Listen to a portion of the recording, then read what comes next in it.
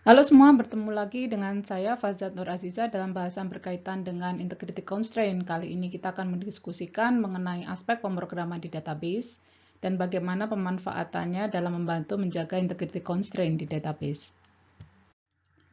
Referensi utama dalam penyusunan materi ini adalah buku Database System Concept edisi ke-7 oleh Silberschatz, Kort, dan Sudarsan, khususnya pada section 5.2 tentang functions dan procedures. Function dan prosedur merupakan dua konstruk tambahan dalam database yang digunakan untuk mendefinisikan business logic, supaya tersimpan di dalam database dan dapat dieksekusi dalam bentuk statement SQL.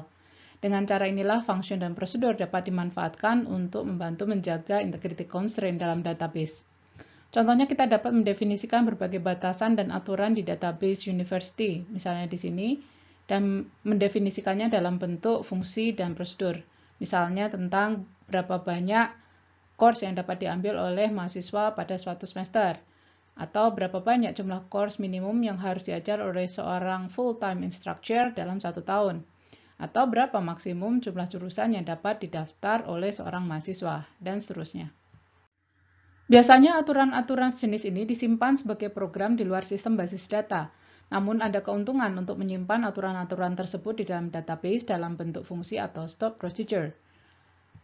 Misalnya karena fungsi dan prosedur tersimpan di dalam basis data, sehingga banyak aplikasi dapat menggunakan fungsi atau prosedur yang sama, sehingga mengurangi waktu pengembangan program untuk pengecekan aturan tersebut. Kedua, dan ini penting, jika terjadi perubahan terhadap aturan tersebut, maka hanya fungsi atau prosedur itu saja yang perlu diganti, sehingga aplikasi tinggal merefer ke fungsi atau prosedur ini ketimbang langsung mengupdate ke database. Nah, ini akan menyediakan single point of change terhadap perubahan dari business rule tadi.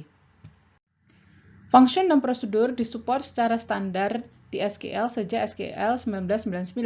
Function dan prosedur ini dapat ditulis dalam SQL atau dalam bahasa pemrograman eksternal yang mensupport SQL, misalnya C atau Java.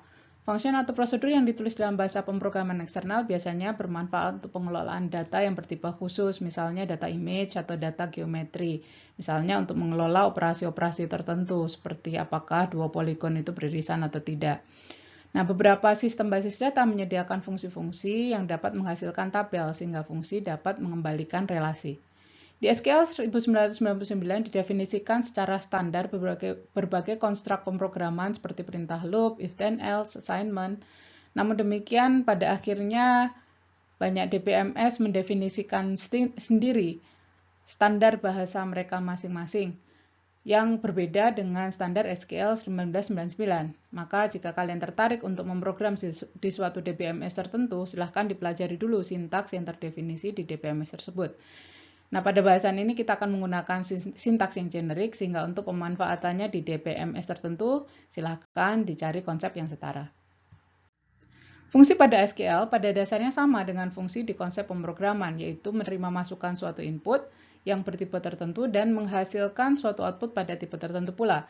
Bedanya adalah bahwa kita dapat memanfaatkan konstruk SQL di dalamnya.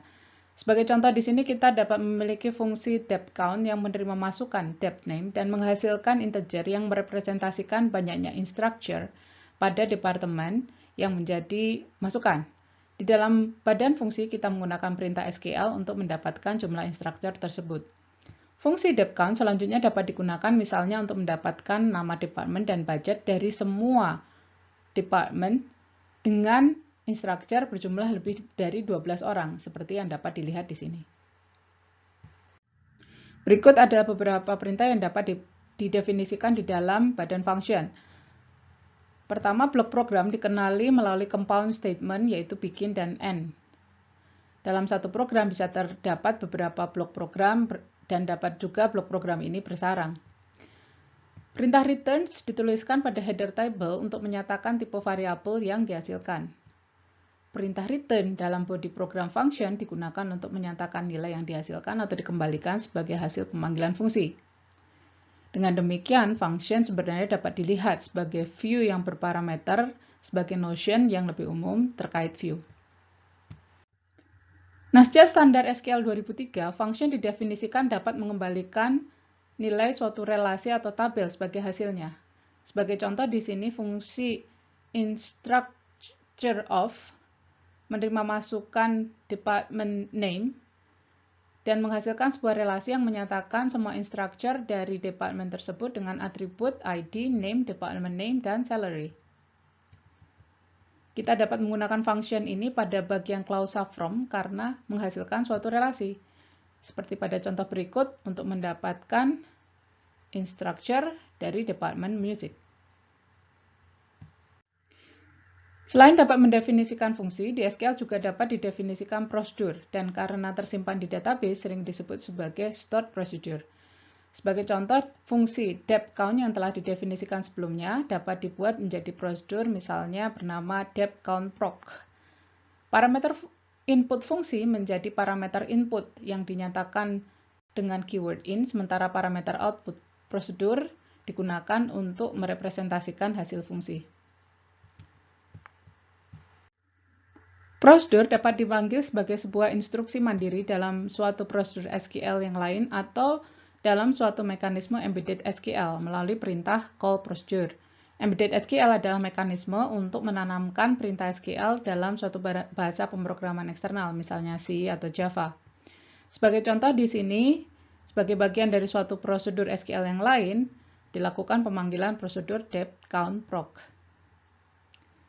Prosedur dan function juga dapat di-invoke di dalam yang disebut sebagai dynamic SQL.